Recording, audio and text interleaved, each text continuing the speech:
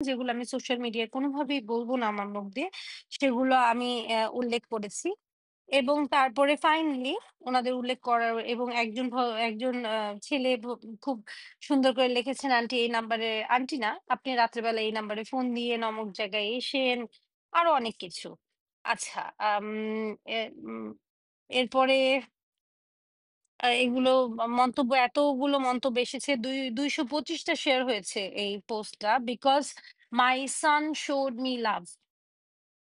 মানে এই আম I don't know what to make out of this generation. I have no idea actually.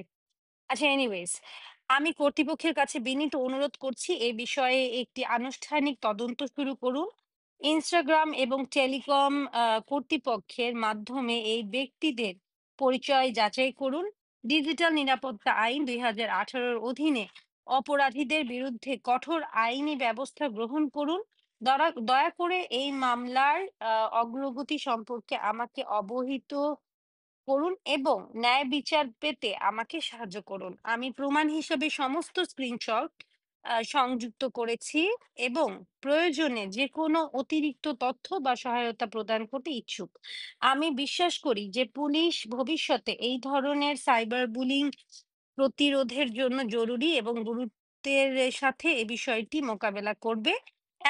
এমনতাবস্থায় উপরোক্ত বিষয়টি ভবিষ্যতের জন্য সাধারণ ডায়েরিভুক্ত করিয়া রাখা একান্ত প্রয়োজন। অতএব উপরোক্ত বিষয়টি আপনার থানায় সাধারণ ডায়েরিভুক্ত করিতে জনাবের মর্জি হয়। আচ্ছা, এটার পরে এটাকে যিনি ডিল করছেন উনি হলেন জান্নাতুল ফেরদৌসী। উনি ওই সময় ডিউটি অফিসার ছিলেন। আপনারা চাইলে উনার সাথেও যোগাযোগ করতে পারেন এবং ওখানকার আ এসআই এর সাথে যোগাযোগ করতে পারেন, যিনি হলেন সাইকুল ইসলাম। এবং এটা ওসি সাহেবের পারমিশন নিয়েই করা হয়েছে। এখন আপনারা বলবেন এত বাড়াবাড়ি কেন? এত বাড়াবাড়ি কারণ এই পৃথিবীতে আপনার সন্তান আপনার কাছে সবচেয়ে বেশি নিরাপদে থাকবে। আপনার সন্তানকে যদি আপনি নিরাপত্তা না দিতে পারেন, তাহলে কালকে সে যেকোনো বিপদে পড়লে অন্য একটা এমন হাতে গিয়ে পড়বে, যেখানে সে আরো বড় ক্ষতির শিকার হতে পারে। আমি জানি আমার এই ভিডিওটা দেখে আমার মা মূলত অনেক, অনেক, অনেক ওয়ারিড হয়ে পড়বেন।